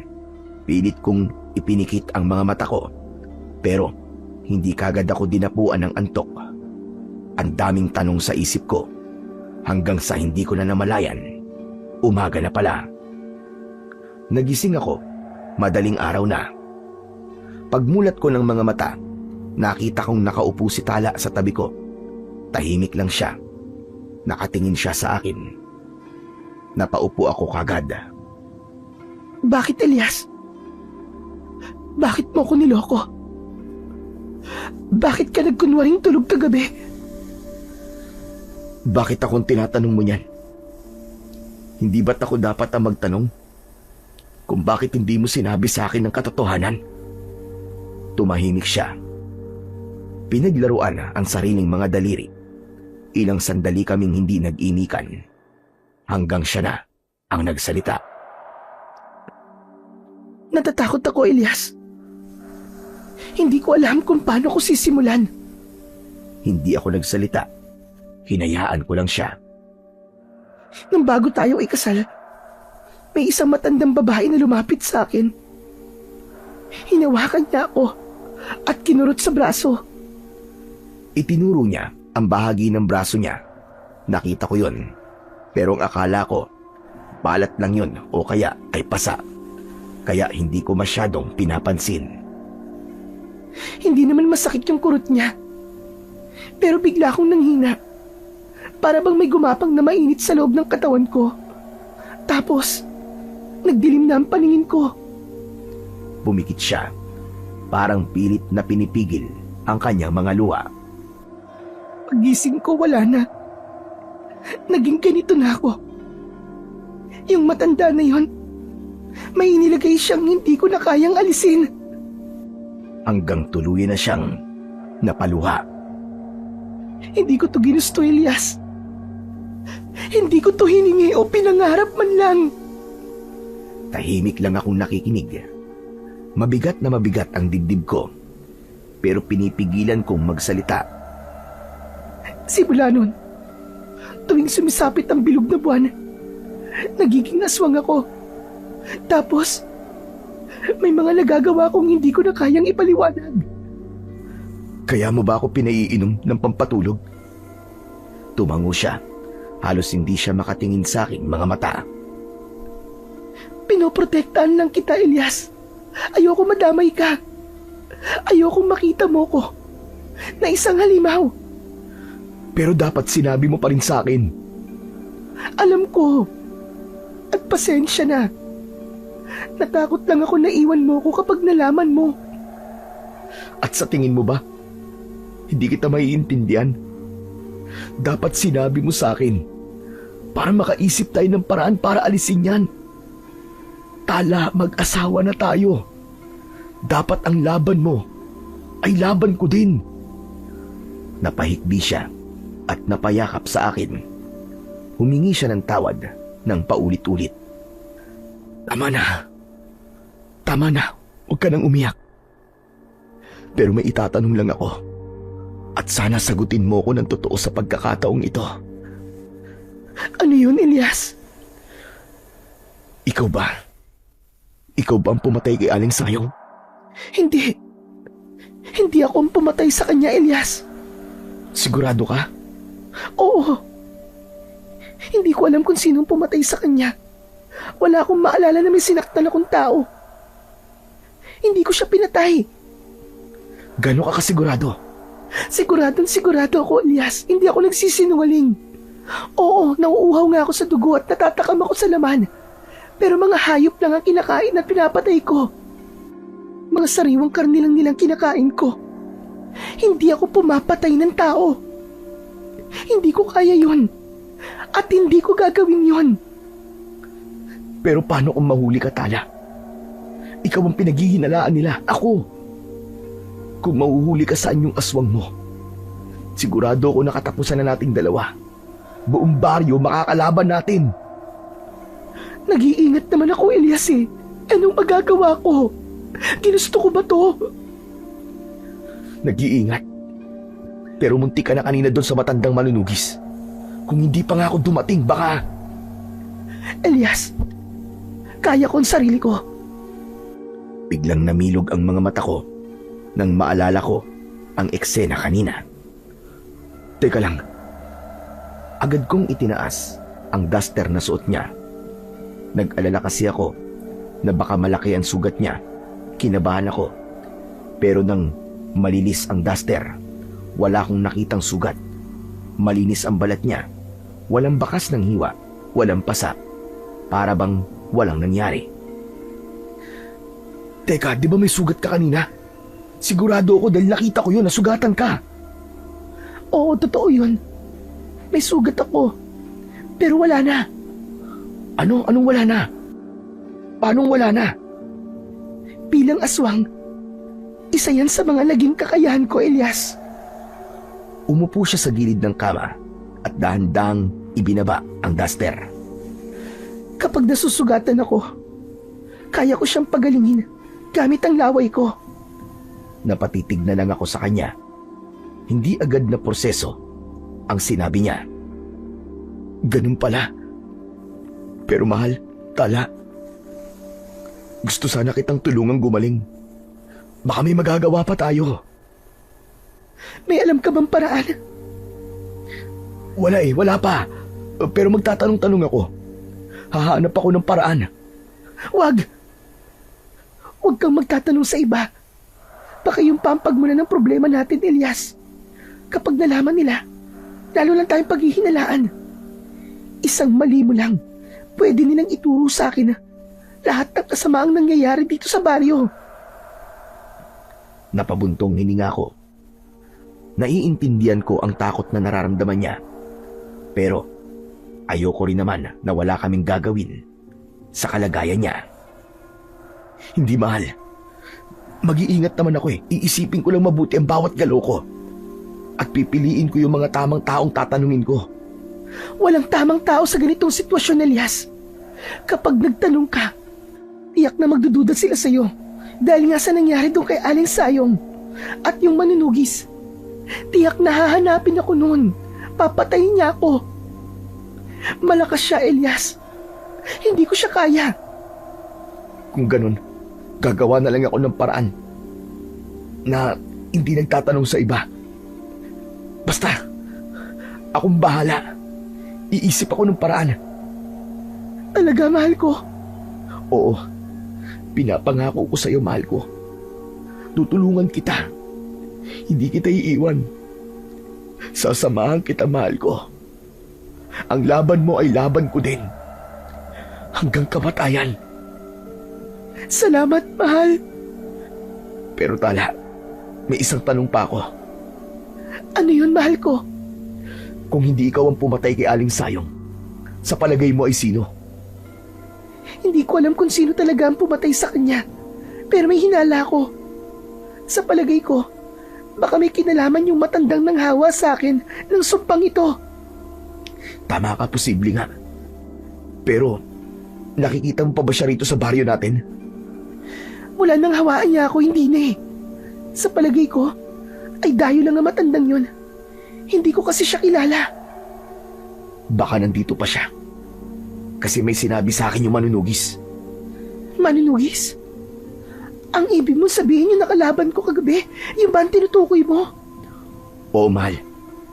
Ako ang nagdala sa kanya dito. Naging pasahero ko siya. Ang sabi niya sa akin, nang papadaong na kami dito, may bumabalot daw na itim na aura dito sa isla natin. Anong ibig sabihin nun? Sabi niya, malakas daw ang puwersa ng kasamaan dito. Nagtagpo ang mga mata namin. Sa gitna ng takot at kalituhan, napagtanto naming may mas malaking lihim ang isla at kung gusto naming mabuhay ng tahimik, kailangan naming malaman kung ano yon. Hahanapin ko ang matandang may gawa sa'yo niyan. Siya lang ang pwede nating pagbintangan na may gawa ng gulo dito. Mahal, wag mo na siyang hanapin. Ayokong madamay ka dito. Hindi ko kakayanin kapag nawala ka sa akin. Kaya ko to, mahal. Kakayanin ko to. Para sa'yo. Hinawakan ko ang kamay niya. Ramdam ko ang panginginig niya. Hindi na rin siya sumagot. Yumakap na lang siya sa akin ng maigpit na para bang ayaw niya na akong pakawalan. Ilang sandali pa, nagpaalam na rin ako sa kanya para magtrabaho. Mahal, kumain ka muna. Nakapaganda na ako ng almusal mo. Talaga? Mabuti naman. O siya, sabayan mo na ako. Matapos ang agahan, lumabas na ako at naglakad papunta sa dalampasigan. Pero habang naglalakad ako, napadaan ako sa bahay ni Namang Tore. Hindi ko talaga balak ang huminto. Gusto ko na makabiyahe na kagad ako para kumita ng madami. Pero napatigil ako sa paglalakad. Napaigpit ang hawak ko sa bag ko. Hindi ko alam kung bakit, pero pakiramdam ko, kailangan kong makita yon kahit sandali lang. Mula sa labas, kita ko kagad si Tandang Tasyo. Nakatayo siya sa may pintuan, kausap si Mang Tore. Biglang napalingon si Mang Tore sa direksyon ko. Nanlaki ang kanyang mga mata nang makita ko. Ikaw, anong ginagawa mo dito? Anong tinitingin-tingin mo, ha? Nagmamanaman ka, no? Nako, hindi po, Mang Tore. Pupunta po ako sa bangka ko ngayon eh. Wala naman pong ibang daan kundi dito. Sinungaling ka! Abe, sandali lang naman po. Di naman ako nagsisinungaling sa inyo eh. Talaga ba? Alam mo bang naikwento sa akin ito si Tandang Tasyo na may nakita siyang aswang sa bakuran niyo kagabi? Anong masasabi mo doon, ha? Ha? Alam ko. Sinabi rin sa akin yun.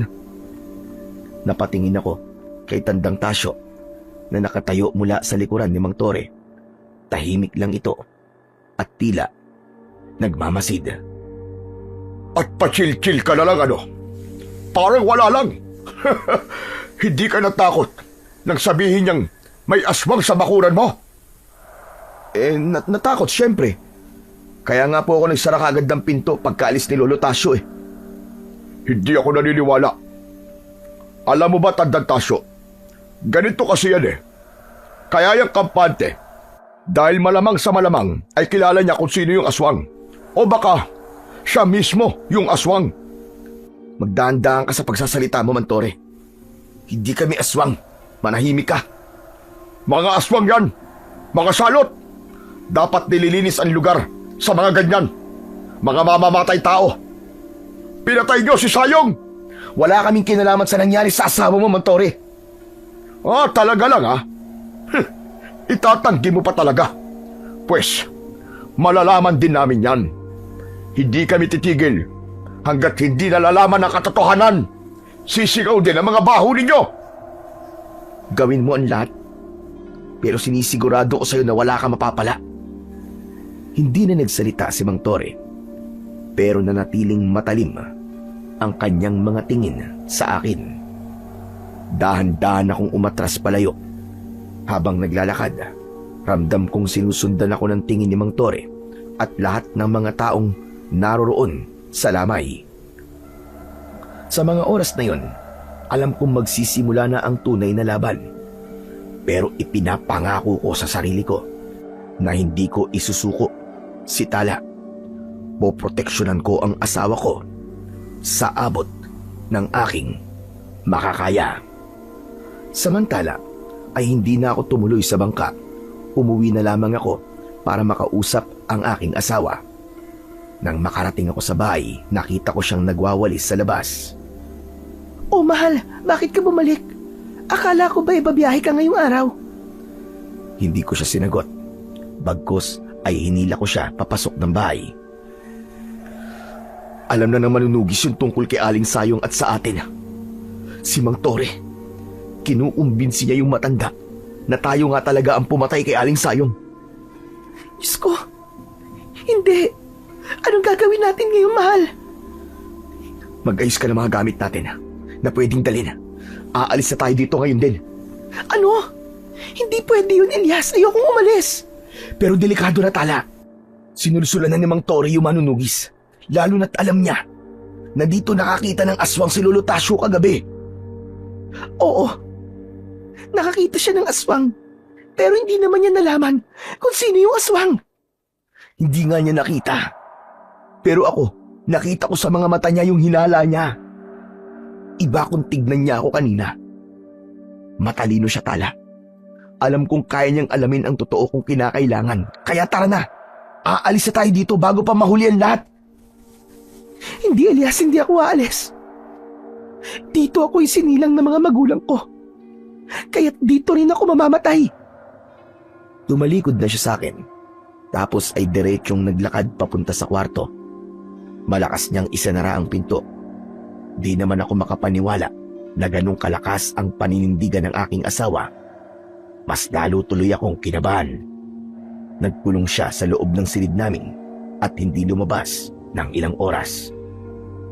Mahal? Mahal, kakain na tayo. Nakapaghain na ako ng tanghalian. Hindi pa ako nagugutom. Ayokong kumain.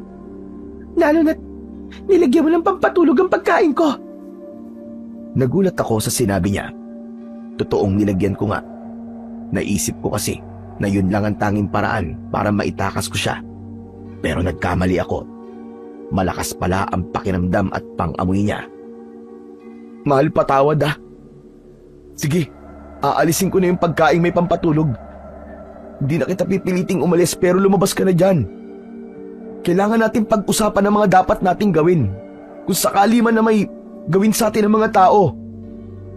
Pagkasabi ko nun, ay saka lang siya lumabas. Nag-usap kami ng masinsinan habang kumakain. Samantala, mabilis na lumipas ang mga oras hanggang sa sumapit na ang gabi. Pagkatapos namin maghapunan, ay pumasok na kami sa kwarto. Humiga kami sa kama ng magkatabi. Tahimik ang paligid. Ngunit makalipas ang ilang sandali, may narinig kaming ingay sa labas. Mga yabag, mga boses. Bigla kaming napabangon ni Tala. Mahal, ano yun? Tumayo ako at sumilip sa bintana. May mga tao kong nakita na naglalakad papalapit sa bahay namin. Mahal, sa palagay ko ito na yun. Paparating na sila. Elias, anong gagawin natin? Humarap ako sa kanya at hinawakan ang magkabilaan niyang balikat. Humanda ka, mahal. Ano man ang mangyari, huwag kang lalabas hanggat di ko sinasabi. Makinig ka lang sa akin. Huminga siya ng malalim, saka tumango. Sa labas, mas lumakas ang ingay hanggang sa may kumatok na hindi ko alam kung sino. Hindi ko alam kung bubuksan ko ba o hindi. Alam kong ito na ang gabing kinatatakutan ko. Elias! Buksan mo itong pintuan! Nagsigawan ang mga tao. Maingay sa bakuran ko. Wala na akong nagawa kundi buksan ang pinto. Teka! Ano bang kailangan niyo sa amin? Bakit ang dami niyo sumusugod dito? Hayop ka! Huwag kang magsalita na para kang inosente! Dahil alam na namin na isa kang aswang. Ilang beses ko man sasabihin sa'yo, Mantore, na wala akong kinalaman sa pagpatay sa asawa mo. Bakit ba kami na lang ni Tala ang nakikita mo palagi? Dahil alam ko mga demonyo kayo. Hindi ko hahayaan na hindi mabigyan ng hustisya kamatayan ng asawa ko. Kung yan ang gusto mo, gawin mo. Pero wag kami, Mantore. Malinis ang konsensya namin. Malinis ang konsensya ko, hindi ako aswang. At mas lalong hindi ako ang pumatay sa asawa mo. Sinungaling ka. Ngayong gabi, magkakaalaman na tayo. Maya-maya pa, biglang lumitaw sa harap si Tandang Tasyo at may agad siyang iwinesik sa akin. Pagkatapos nun, ay nanlaki ang mga mata ni Mang Tore. Sige, wisikan mo pa. Baka hindi lang tinamaan. Saktong hinawakan niya ako sa kamay at muli akong winisikan ni Tandang Tasyo, pero napansin kong hindi sa akin nakadirekta yung pagwisik. Ito ay kay Mang Tore. Napansin ko din na pagkatapos niyang mawisikan ay bigla niya akong binitiwan, tapos ay bigla siyang napaatras. Hindi yun napansin ng mga tao, pero ako, kitang-kita ko yung palad niya na biglang namula at parang napaso. Tinitigan ko siya ng masama. Tingnan nyo! Nalilisik ang mga mata niya. Magiging aswang na yan. Talaga ba, Mantore? Paano kung sabihin ko sa yung tao talaga ako? At kahit ipaligo nyo pa sa akin yung winiwisik nyo, ay hindi ako tatablan yan. Huwag kang masyado mayabang. Pwes, kung hindi siya aswang, ang hanapin natin ay si Tala. Nagpapahinga na ang asawa ko. Huwag nyo siyang istorbohin. Nakita nyo na. Ayaw niyang ilabas ang asawa niyang aswang. Manahimik ka! Tama nga mga kasama. Pasukin natin ang bahay. Hindi! Sandali lang, wag! Anong wag? Ilabas mo ang asawa mo. Kundi, susunugin namin ang bahay mo. Sandali lang. Kumalma muna tayo. Alam ko na ang gagawin. Hindi na natin kailangan sugurin ang aswang.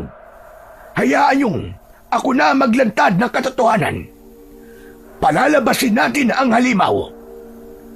Nagkagulo ang mga tao.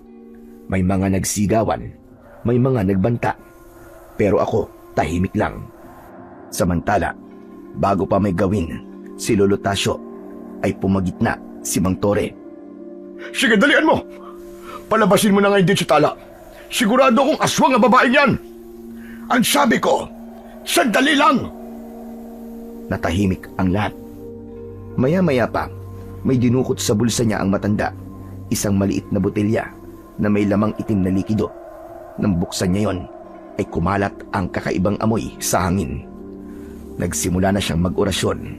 Mahina sa simula, hanggang unti-unting lumakas. Bigla niyang binuksan ang bote at sa isang iglap, ibinuhos niya ang laman diretso sa ulo ni Mang Tore. Anong? Teka, bakit ako? Pagkalipas ng ilang segundo, napaluhod si Mang Tore habang hawak ang ulo. Sumisigaw siya sa sakit. Ano to? Ano to? Nagsimulang magbago ang katawan niya. Lumaki ang mga ugat niya sa leeg. Umangat din ang likod niya at ang mga kamay niya ay nag-iba ang hugis. Humaba ang mga daliri at kuko. Diyos ko! Mang Tore! Ikaw ang aswang! Mabilis na nagbago ang katawan ni Mang Tore. Tinubuan ito ng mga balahibo. Naging anyong halimaw na may namumulang mga mata. Lumitaw din ang matatalas niyang mga pangil. Natigilan ang mga babae. May ilan naman sa kanila ang natumba sa takot. Ngunit si Tandang Tasyo, hindi kay Mang Tore tumigil. Nilapitan niya ang ilang mga kababaryo namin at binuhusan din ng kakaibang likido at lumitaw sa amin ang nakakatakot na katotohanan.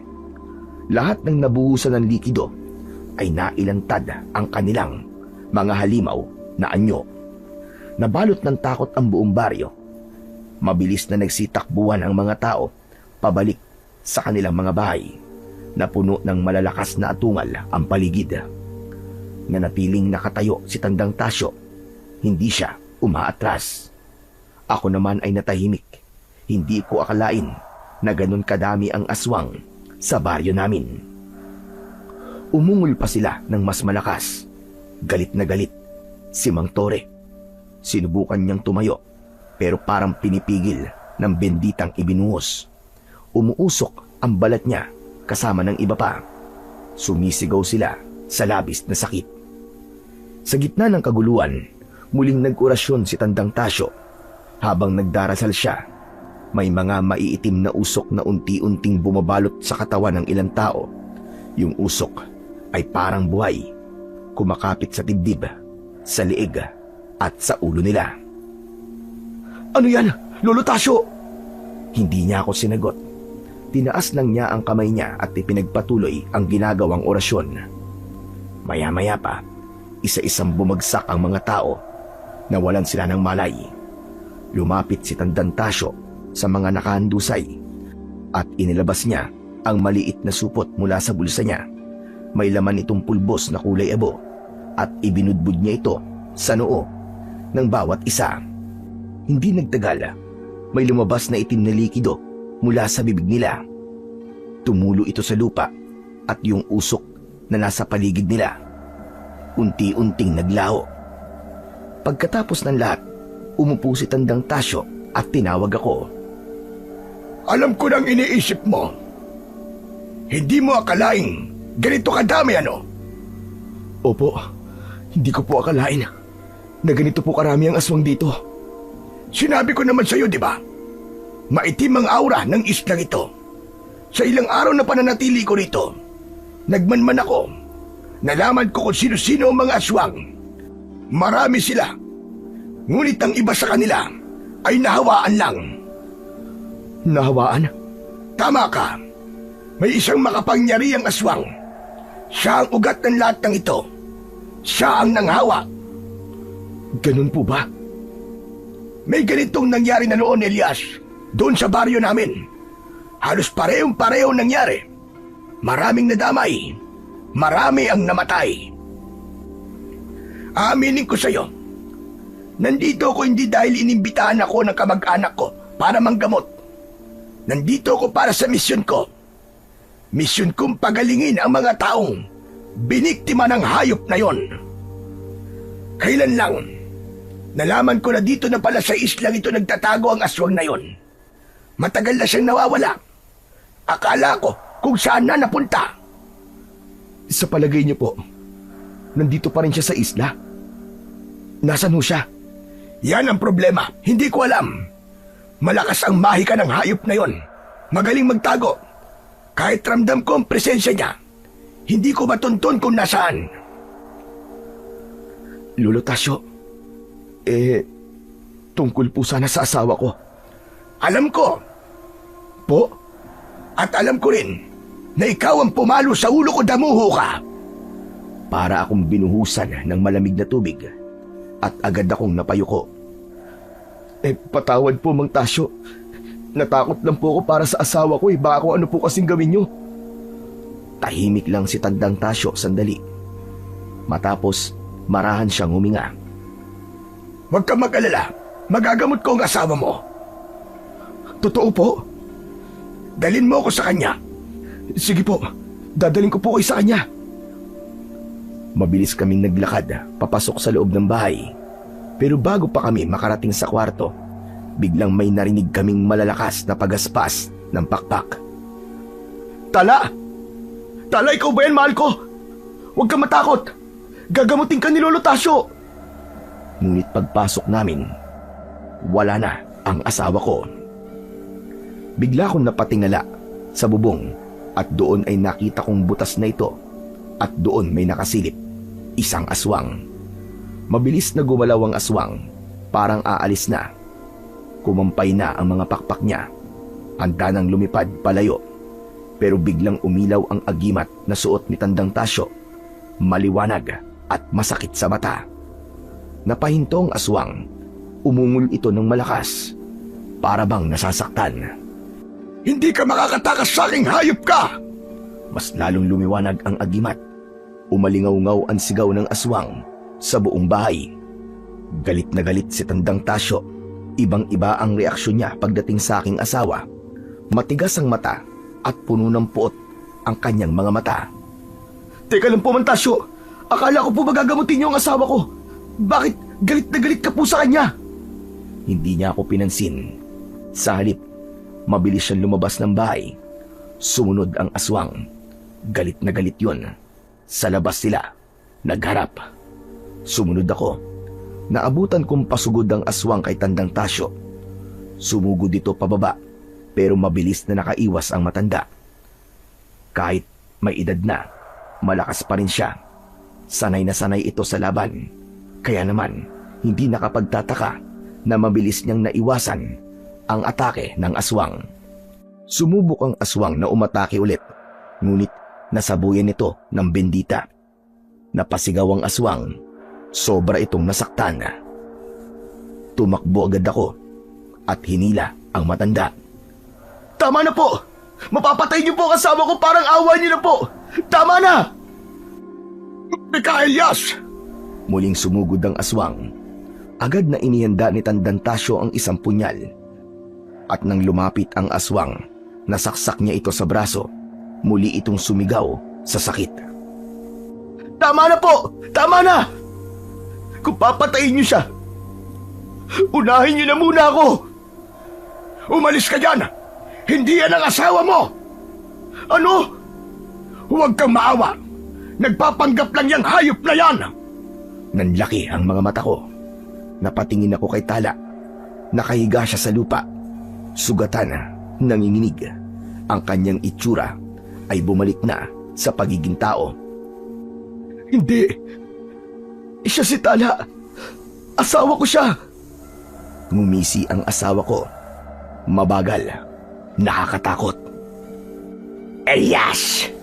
Nanlamig ang buo kong katawan. Ibang boses yun. Mababa. Hindi kay Tala. Tignan mo! Ginagamit niya ang mukha ng mahal mo upang pahilain ka! Biglang kumulubot ang mukha ni Tala.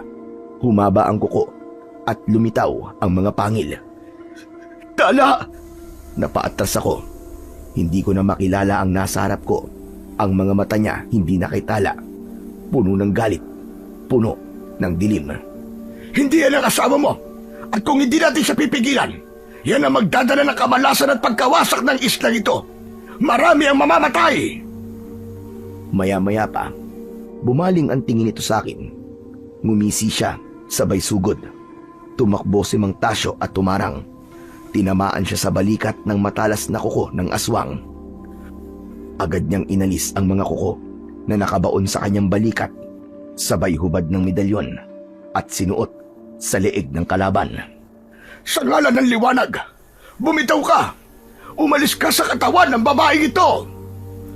Mabilis na lumabas ang isang itim na usok sa katawan ni Tala habang sigaw siya ng sigaw. Tala, mahal! Lumaban ka! Sinamantala naman ni Tandang Tasyo ang pagkakataon. Muli itong umusal ng isang dasal. Isang matinis na sigaw ang muling umalingaw-ngaw. Bumaksak ng tuluyan sa lupa si Tala at nawalan ito ng malay. Tala! Huwag kang mag-alala. Tapos na. Tapos na po. Oo. Nakalabas na ang espiritu ng hayop na aswang na yon sa katawan ng asawa mo. Espiritu? Oo. Ang aswang na nakalaban natin ay hindi isang pangkaraniwang aswang lang. Kaya niyang sumapi gamit ang kanyang itim na espiritu at ang asawa mong napili niya na sapian. Nais niyang sakupin ang baryo na to upang gawing aswang ang lahat ng nandito. Wala na po ba siya? Sa katawan ng asawa mo, wala na siya. Pero buhay pa ang hayop. Nagtatago at baka patakas na din ngayon. Kailangan ko siyang habulin para hindi na siya makapambiktima pa sa ibang lugar. Sige na, aalis na ako. Sandali lang po. Ang asawa ko po ba magaling na? Magaling na siya, huwag ka na mag-alala. Bago ko lisanin ang baryo nyo, titiyakin kong malalagyan ko ito ng proteksyon para hindi na muling mapasok ng kung anumang uri ng masasamang mga nilalang. Bago umalis ang matanda, hinawakan ko ang mga kamay niya. Salamat po sa inyo, Lolo Tasyo. Walang anuman iyo. Sige na, kailangan ko nang umalis. Saan po kayo pupunta? Susundan ko ang aswang Elias. Bahala na ang agimat ko. Ituturo niya sa akin kung nasaan ang hayop na yon. Saan po kayo sasakay? May nakausap na akong bangkero. Wala ka nang dapat alalahanin. Sikasuhin mo ang asawa mo para bumalik kagad ang lakas niya. Sige na, aalis na ako. Tumalikod na ang matanda at naglakad palayo. Elias! Napalingon ako kay Tala. Nakahiga siya, hinang-hina. Pero maaliwalas na ang muka. Dahan-dahan niyang iminulat ang mga mata niya. Elias! Tapos na, mahal ko. Tapos na. Makalipas ang ilang araw, unti-unti nang bumalik sa normal ang baryo. Isa-isang nagising sa katotohanan ang mga tao. Doon na rin umamin si Mang Tore. Ako ang pumatay kay Sayong. Hindi ko sinasadya. Nag-away kami, galit na galit ako nun. Kaya na naging aswang ako. Siya ang pinuntiriya kong patayin at kainin. Hindi ko napigilan ang sarili ko. Natakot-takot ibinintang sa iba yun. Patawarin niyo ako, lalong-lalo ka na, Elias at Tala. Tahimik ang mga tao. Walang nangyaring sigawan. Wala ring sisihan. Dahil alam naming lahat na pare-parehas ng kaming naging biktima ng malupit na aswang na muntik nang sumakop sa isla namin.